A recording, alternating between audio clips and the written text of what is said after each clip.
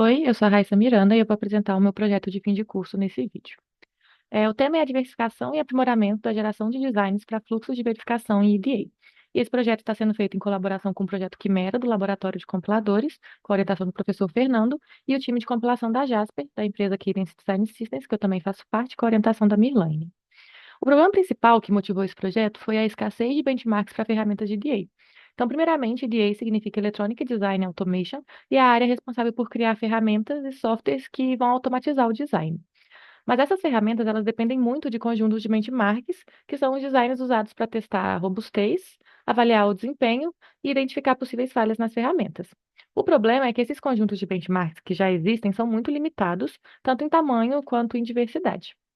Então, essas duas ferramentas, o KaiBench e o KaiGen, fazem parte da base do projeto.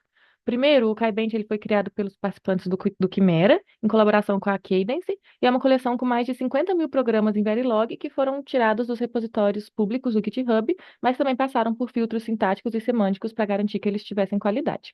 E para melhorar ainda mais a diversidade do KaiBench, o KaiGen está sendo desenvolvido para gerar programas em Verilog mais realistas e mais abrangentes.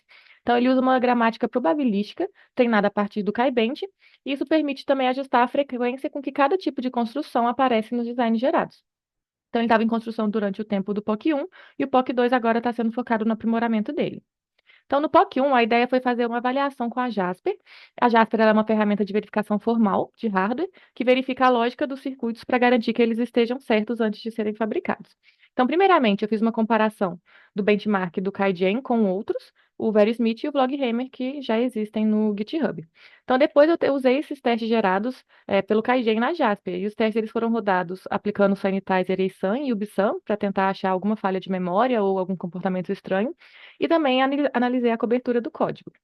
Os resultados mostravam que ainda existem áreas da Jasper com a cobertura baixa e que o KaiGen precisava gerar designs mais diversos, mas apesar disso, a gente conseguiu identificar algumas falhas.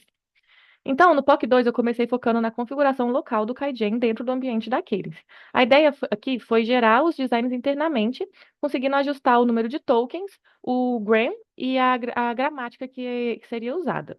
Assim ia ficar mais fácil a gente gerar e testar os testes na Jasper sem precisar ficar enviando grande quantidade de arquivo, né, dos designs, entre os outros integrantes do projeto. Então, o próximo passo foi justamente explorar essas probabilidades que a gente estava usando para gerar os designs. Então, inicialmente, o KaiBench era o benchmark usado para coletar as probabilidades da gramática, que depois, então, elas eram aplicadas no KaiGen para poder gerar os designs. Porém, para a gente deixar os testes mais próximos do que a Jasper realmente usa, a gente decidiu coletar as probabilidades diretamente da regressão interna dos testes da Jasper. E aí a gente gera um arquivo JSON que agora seria usado pelo KaiGen. Mas ao usar exclusivamente a gramática da Jasper, a aceitação dos designs na fase de síntese caiu. E isso aconteceu porque a gramática da Jasper ela é mais específica, mais complexa que a do KaiBench. E o KaiGen ainda não estava acostumado e adaptado para essas novas construções. Então, eu tentei combinar o KaiBench com a regressão interna da Jasper para tentar equilibrar essas probabilidades e gerar designs que fossem variados, mas ainda válidos. Então, durante as reuniões semanais, a gente teve a ideia de tentar uniformizar essas probabilidades ou gerar o complemento delas, para tentar aumentar a geração de expressões que eram menos frequentes. Mas isso gerou muitos designs mal formados ou designs que ficavam tentando gerar infinitamente. Então, a conclusão disso foi que era preciso ter um equilíbrio, com muito cuidado entre as probabilidades para garantir que o gerador funcionasse. Outro parâmetro que foi ajustado e testado em relação à aceitação foi o número de tokens. Eu variei entre 100 a 400 o número de tokens que seriam gerados nesses designs. E os resultados eles mostraram que conforme o número de tokens aumentava, a aceitação diminuía, o que é esperado, porque programas maiores envolvem mais complexidade do que os menores. Mas esses programas, mesmo com a porcentagem mais baixa de validação, eles eram importantes para encontrar falhas. Sobre os aprimoramentos que foram feitos no KaiGen durante todo esse período, as reuniões semanais foram importantes para trazer várias sugestões sobre o que adicionar mais e o que estava com baixa cobertura. Então, o João e a Luísa, do Laboratório de Compiladores, trabalharam nessa parte, e as principais construções que a gente acrescentou no KaiGen são essas mostradas: classes, packages, bind, statements, structs, local param, function, e também outras correções de bugs. E a gente pode ver que durante esse período, entre o início do meu POC 1 e o POC 2, a gente teve um grande aumento na porcentagem de cobertura. Esse número ele parece baixo, porque ele é difícil de isolar completamente o fluxo de síntese da Jasper. E vale lembrar também que tem um trade-off entre a validade e a diversidade dos programas gerados, porque quando a gente evolui o KaiGen adicionando novas construções e aumentando a diversidade, naturalmente a validade dos designs vai diminuir e vai ser necessário fazer alguns ajustes para integrar essas construções com as que já tem. Mas, apesar disso, a gente ainda consegue uma taxa alta de aceitação. Então, durante o projeto, a gente conseguiu encontrar mais de 10 falhas reais na Jasper, mas eu trouxe só dois aqui para o vídeo.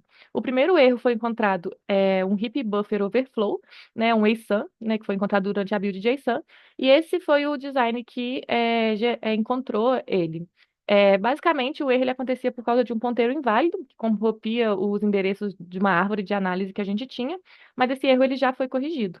E o segundo foi uma session failure interna, que acontecia quando a gente tinha uma referência a uma variável que não tinha sido declarada, né? Esse blá.blá ele não existe. Então, assim, apesar de ser um erro semântico, a Jasper ela deveria conseguir resolver essa referência hierárquica sem causar uma accession failure, mas a gente bateu nela. Então, por fim, né, fiquei feliz com os resultados até agora, porque a gente conseguiu identificar falhas, aumentou a diversidade e a aceitação, e também publicamos um artigo sobre o KaiGen. E os próximos passos são continuar mantendo o equilíbrio entre a validade e a diversidade dos designs, integrar o KaiGen no fluxo de qualidade da Jasper, que está junto com explorar outros fluxos além da síntese, que a gente já começou a fazer, e eu comecei a integrar o KaiGen numa ferramenta interna, que a gente adiciona os designs gerados por ele, e ele testa com várias outras configurações, de outros fluxos sem ser a síntese, que são aleatoriamente escolhidos. Também explorar mais esse ajuste de probabilidades e continuar a busca por bugs. Então, esse trabalho ele vai continuar internamente na Jasper. A gente vai continuar com as nossas reuniões semanais para poder evoluir o KaiGen cada vez mais. Obrigada.